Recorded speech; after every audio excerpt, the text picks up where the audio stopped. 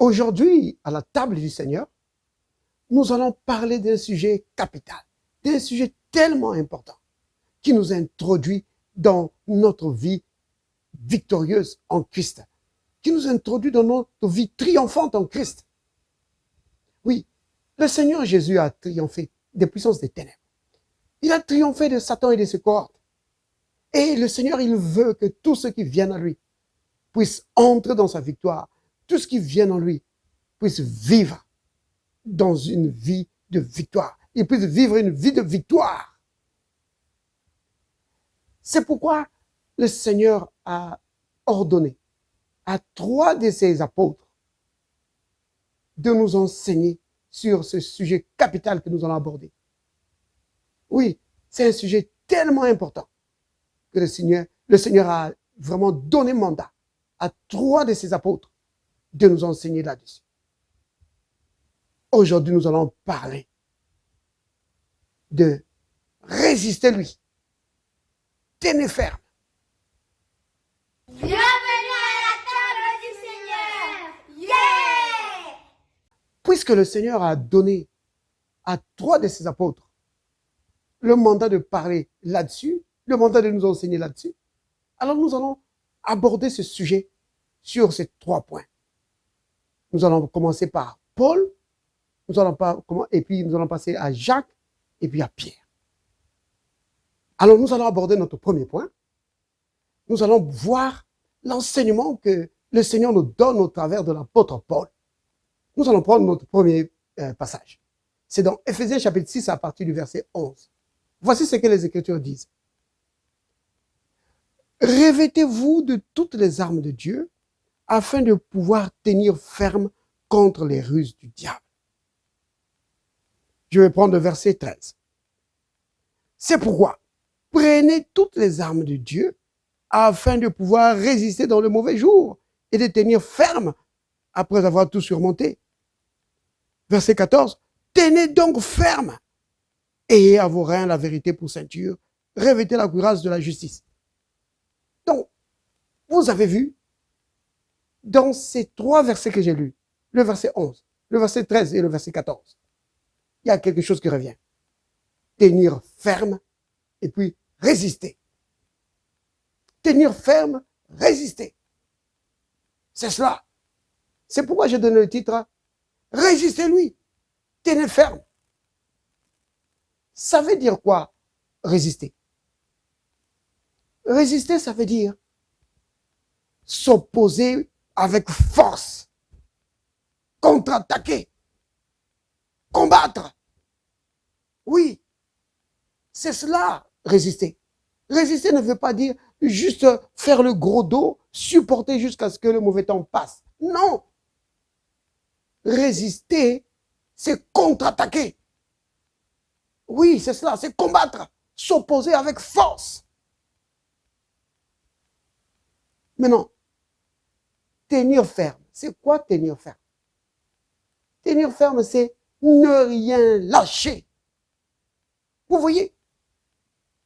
Dans ces 3 versets, le verset 11, le verset 13 et le verset 14, l'apôtre Paul revient sur tenir ferme. Pourquoi? Il est en train de dire ne lâchez rien, ne lâchez rien.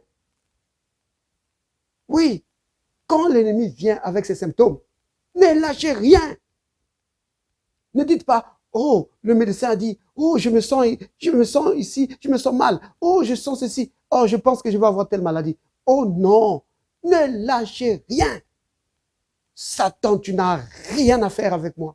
Ouais, tu ne mettras pas cette maladie sur moi. Je refuse de tomber malade. Je rejette cela. C'est comme ça, tu ne lâches rien. Tu lui résistes.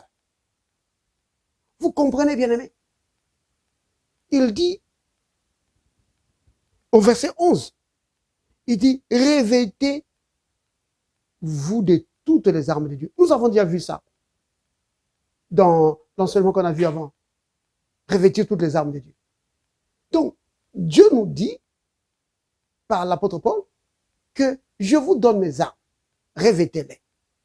Ça, c'est un. Après, il dit, une fois que vous avez revêtu cela, c'est à vous. Vous comprenez? Ce n'est pas le Seigneur qui viendra résister ou tenir ferme pour toi. Non, c'est toi qui dois tenir ferme. C'est toi qui dois résister. Pourquoi? Parce que le Seigneur t'a donné l'autorité sur Satan. Le Seigneur t'a donné les armes pour ça. Vous comprenez? La raison pour laquelle il nous dit de revêtir ces armes-là, il dit très bien, c'est afin de pouvoir tenir ferme. Vous comprenez? Maintenant, ici, on ne va pas aborder comment utiliser ces armes. Ça sera abordé plus tard, dans un autre enseignement. Mais ici, on aborde un point capital. Tenir ferme. C'est quoi tenir ferme? C'est quoi lui résister? Vous voyez? Donc, l'apôtre Paul nous montre cela. Que nous devons résister. Nous devons tenir ferme. C'est vraiment capital, bien-aimé. Maintenant, nous devons tenir ferme contre quoi? Nous devons résister à quoi? La Bible nous explique au verset 11. La Bible nous dit, afin de tenir ferme contre les ruses du diable. Donc, l'apôtre Paul ici nous montre que l'arme principale qui est utilisée par notre ennemi, c'est la ruse. Mais vous avez remarqué, c'est au pluriel, il dit contre les ruses. Ça veut dire qu'il est diversifié là-dedans. Maintenant, c'est quoi la ruse? La ruse, c'est un moyen habile pour tromper. Oui, oui. C'est-à-dire que derrière le mot ruse, il y a un esprit de mensonge. Et cela n'est pas étonnant, puisque Satan, la Bible appelle Satan le père du mensonge. Il vient avec des pièges, des entourloupes. Oui, il essaie de te rouler dans la farine. Toutes sortes d'astuces qu'il va utiliser pour te tromper et te dépouiller de ce que Dieu t'a donné. Mais la Bible dit que tu as besoin de revêtir les armes de Dieu afin de pouvoir déjouer. Parce que résister, tenir ferme, c'est cela. C'est déjouer ses plans. Contrecarrer ses plans. Contre-attaquer. C'est cela. Il nous faut ces armes et savoir les manier pour mettre Satan chaque fois en échec. C'est vraiment important. Donc, le moyen qu'il utilise, c'est la ruse, les pièges, les entourloupes. Et il ne faut pas se laisser avoir. C'est vraiment capital, bien-aimé. Et souvenez-vous, qui doit lui résister? Est-ce que c'est Jésus? Est-ce que c'est Dieu? Non, c'est nous. Vous comprenez? Souvent, nous attendons, nous demandons à Dieu de faire ce que nous devons faire. Le Seigneur nous dit, toi, tu dois lui résister. Pourquoi? Parce qu'il nous a donné l'autorité sur lui. Le Seigneur nous a donné l'autorité sur l'ennemi.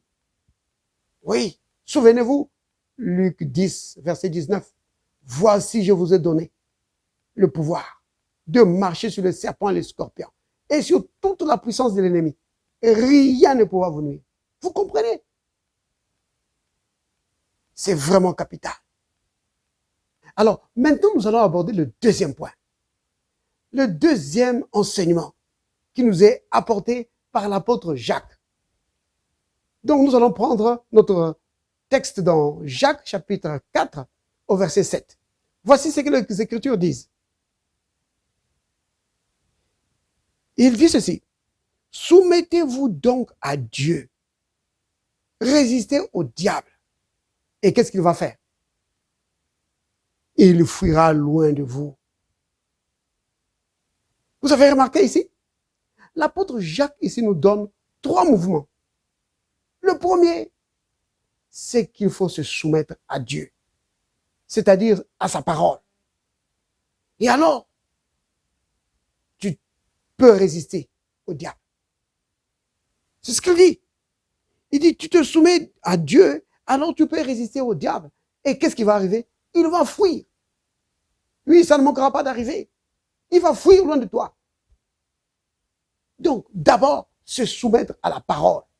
Parce que se soumettre à Dieu, c'est se soumettre à sa parole. Ça veut dire quoi ça? L'apôtre Paul nous a expliqué cela dans Romains chapitre 13 au verset 10. nous a expliqué que c'est marcher dans l'amour. Si tu marches dans l'amour divin, oh, tu es soumis à Dieu. Oui. Et alors tu es en capacité de tenir tête à l'ennemi et de le mettre en fuite. C'est vraiment capital, bien-aimé. Alors, pourquoi c'est important de se soumettre à Dieu? C'est parce que quand tu te soumets à Dieu, tu fermes les portes de ta vie. Autrement dit, celui qui n'est pas soumis à Dieu, celui qui n'est pas soumis à la parole de Dieu, oh, les portes et les fenêtres de sa vie, c'est ouvert. L'ennemi peut entrer, il peut s'engouffrer là où il veut et te faire du mal. Vous comprenez, bien-aimé? Donc, la première chose, c'est celle-là. Tu dois marcher dans l'amour divin. C'est-à-dire, marcher selon 1 Corinthiens chapitre 13. C'est-à-dire dans le pardon, dans l'humilité. Rejeter la haine, les animosités. Ne pas toujours chercher son intérêt. Vous pouvez lire vous-même, par vous-même, 1 Corinthiens chapitre 13. Marcher dans l'amour divin. Et c'est quelque chose de facile pour un enfant de Dieu de marcher dans l'amour divin. Pourquoi? Parce que Romains 5,5 dit que l'amour de Dieu a été répandu dans nos cœurs par le Saint-Esprit qui nous a été donné. Donc, ce n'est pas quelque chose de difficile pour un enfant de Dieu. Vous comprenez? Nous devons marcher dans l'amour divin. Alors, celui qui marche dans l'amour divin ferme les portes de sa vie au diable. Et alors, il est en capacité de lui tenir tête. Donc, non seulement ça ferme la porte, les portes de ta vie au diable, mais l'amour divin en toi va fortifier, va booster ta foi. Et ta foi va triompher. Va mettre Satan en fuite. Pourquoi? Parce que la Bible dit ceci dans Galates chapitre 5 au verset 6, que la foi est boostée, est propulsée par l'amour, par la charité. Oui, la foi est agissante par l'amour. Donc, quand tu te soumets à Dieu, quand tu marches dans la charité, tu fermes les portes de ta vie au diable. L'apôtre Paul dit ceci dans Éphésiens, au chapitre 4, au verset 27. Il dit, ne donnez pas accès au diable. Vous entendez ça? Ne donnez pas accès au diable. Souvent, les gens disent, oh Seigneur, pourquoi tu as permis ça? Non, ce n'est pas le Seigneur qui a permis ça. C'est toi qui as ouvert les portes de ta vie au diable. Autrement dit, tu as l'autorité sur lui. Tu peux fermer ça. Marche dans l'amour divin. Marche dans le pardon. Dans la miséricorde. Dans l'humilité. Marche là-dedans. Tu fermes les portes de ta vie au diable. Oui. Et prends les armes que Dieu t'a données. Et tiens-lui tête. Riposte devant l'ennemi. Qu'est-ce qui va arriver? Il va fuir. La Bible ne dit pas que si tu lui résistes, alors il va t'attraper. Non. La Bible dit que si tu lui résistes, pendant que tu es soumis à la parole, oh, il va être en fuite. Il va fuir. Vous comprenez, bien-aimés? C'est vraiment capital de comprendre ces choses-là. Et remarquez que Paul nous donne un point très important. Et là, ici, Jacques vient ajouter encore une autre dimension sur cette question-là de comment résister, comment tenir ferme, comment mettre l'ennemi en fuite. Oui, c'est vraiment capital. C'est pourquoi maintenant nous allons passer vraiment au troisième point. Notre troisième point, c'est l'enseignement que Dieu nous donne au travers de l'apôtre Pierre. Alors nous allons lire dans 1 Pierre chapitre 5 à partir du verset 8. Voici ce que disent les Écritures.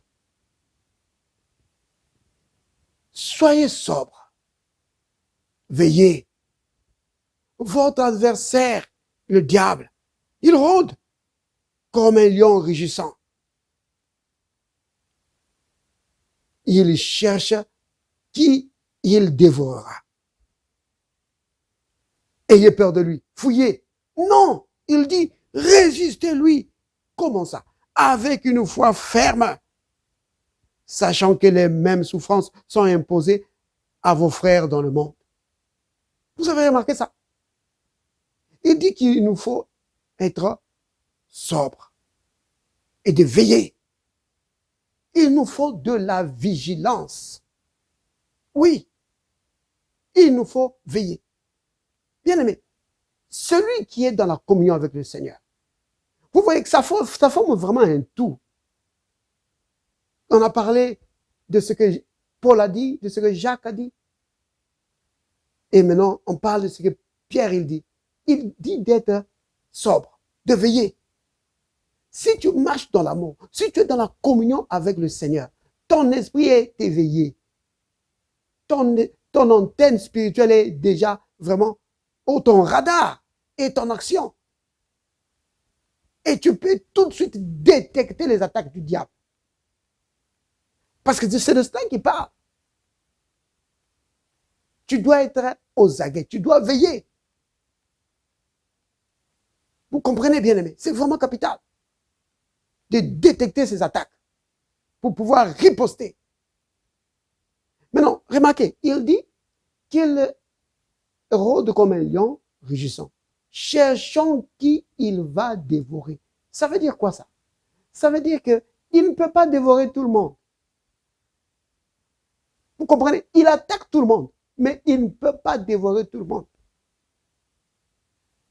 Vous comprenez, bien aimé? C'est vraiment capital. C'est-à-dire que celui qui est vraiment, qui veille, il ne va pas se faire dévorer. Oh, il va le mettre en fuite. Mais celui qui n'est pas sobre et qui ne veille pas, il va se faire dominer par l'ennemi. Et il ne va même pas se rendre compte qu'il est en train d'être attaqué par l'ennemi. Mais celui qui veille, il va détecter l'attaque. Et il va lancer la contre-attaque par les armes que Dieu nous a données. Vous comprenez, bien aimé, c'est vraiment important. Et l'apôtre Jacques nous a déjà donné le tuyau. Il a dit que quand tu lui résistes, qu'est-ce qui va arriver? Il va fuir. Ah oui, mes frères, ça fait déjà un mois. Oh, les symptômes ne partent pas. Résiste-lui, ne lâche rien. Souvenez-vous, tenir ferme, c'est ça. Ne rien lâcher. Ah, il va te dire, mais attends, ça fait déjà un mois que ça dure.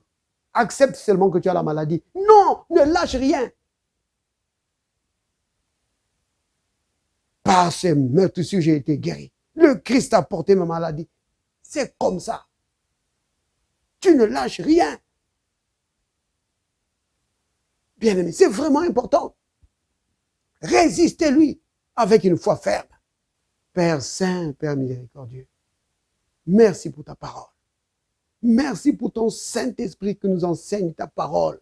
Merci pour ton Saint-Esprit qui édifie notre foi, Seigneur, pour la rendre inébranlable, afin de tenir tête à l'ennemi et le mettre en fuite, pour remporter la victoire sur toutes les attaques de l'ennemi. Béni sois-tu, Père. Béni sois-tu. Au nom de Jésus. Amen.